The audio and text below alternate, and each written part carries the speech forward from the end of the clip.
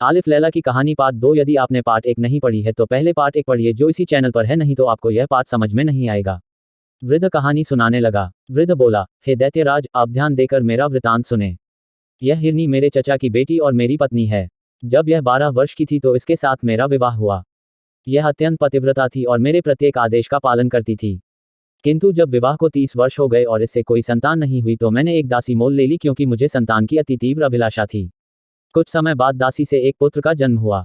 बच्चा पैदा होने पर मेरी पत्नी उस बच्चे और उसकी माता से अत्यंत द्वेष रखने लगी। मुझे इस बात का अति खेद है कि मुझे अपनी पत्नी के विद्वेष का हाल बहुत दिन बाद मालूम हुआ। संयोगवश मुझे एक अन्य देश को जाना पड़ा।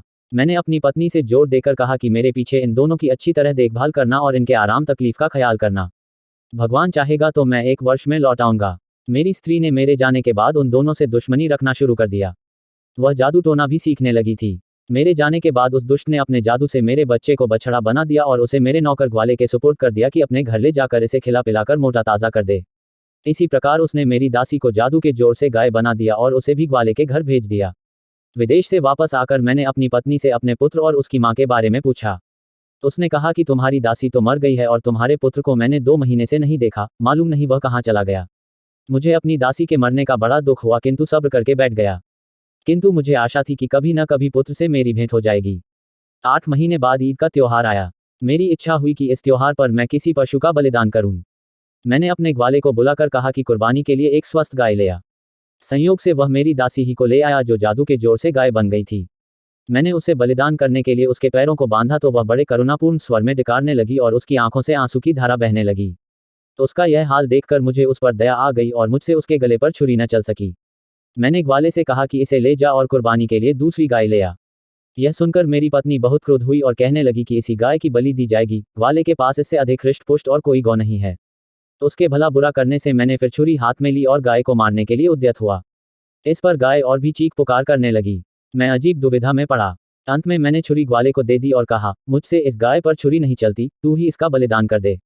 ग्वाले को गाय के रोने चिल्लाने पर दया न आई और उसने छुरी फेर दी। जब गाय की खाल उतारी गई तो सबने देखा कि उसके अंदर अस्थिपंज मात्र है, मांस का कहीं पता नहीं।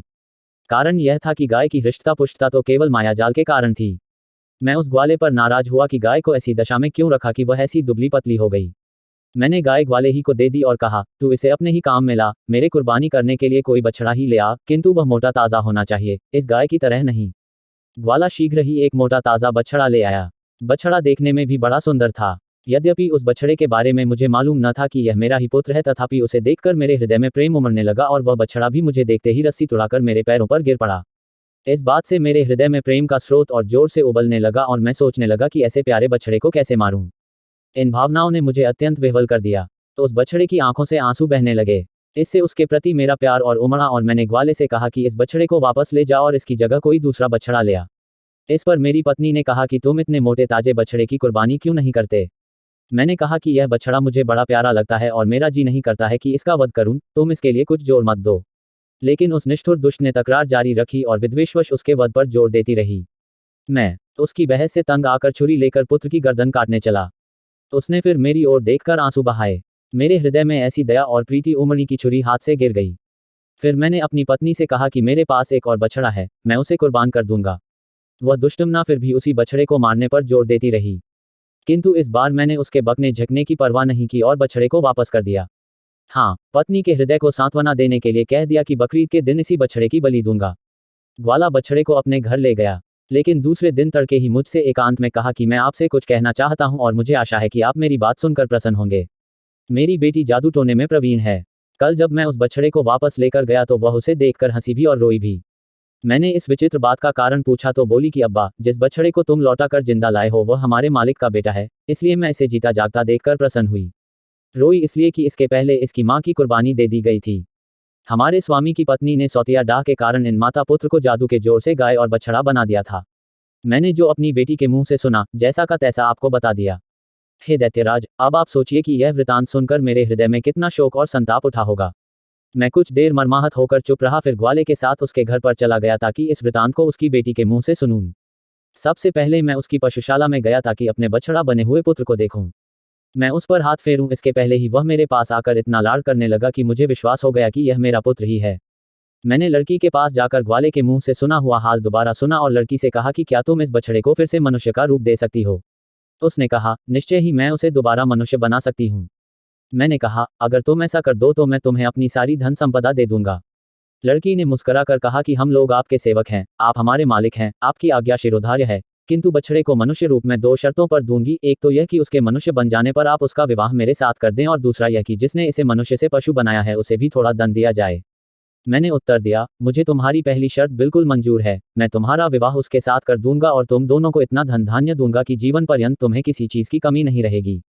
दूसरी शर्त में निर्णय मैं तुम्हारे ही हाथ छोड़ता हूँ, तुम जो भी दंड उसके लिए उचित समझोगी वही दंड मेरी पत्नी को दिया जाएगा। हाँ, यह जरूर कहूंगा कि यद्यपि वह दुष्ट दंडनीय है किंतु उसे प्राणदंड न दे देना। लड़की ने कहा कि जैसा उसने आपके पुत्र के साथ किया है वैसा ही मैं उसके साथ करूंगी। यह कहकर उसने एक प्याले में पानी लिया और उसे अभिमंत्रित करके बछड़े को सामने लाकर कहा कि ऐ खुदा के बंदे, अगर तू आदमी है और केवल जादू के कारण बछड़ा बना है तो भगवान की दया से अपना पूर्ण रूप प्राप्त कर ले। यह कहकर उसने अभिमंत्रित जल उस पर छिड़का और वह तुरंत ही मनुष्य रूप में आ गया। मैंने प्रीतिपूर्वक उसे छाती से लगाया और गदगद स्वर में उससे कहा कि इस लड़की के कारण ही तुमने फिर से मानव देह पाई है, तुम इसका एहसान चुकाओ और इसके साथ विवाह कर लो। पुत्र ने सहर्ष मेरी बात मानी। लड़की ने इसी प्रकार जल को अभिमंत्रित करके मेरी पत्नी को हिरनी का रूप दे दिया।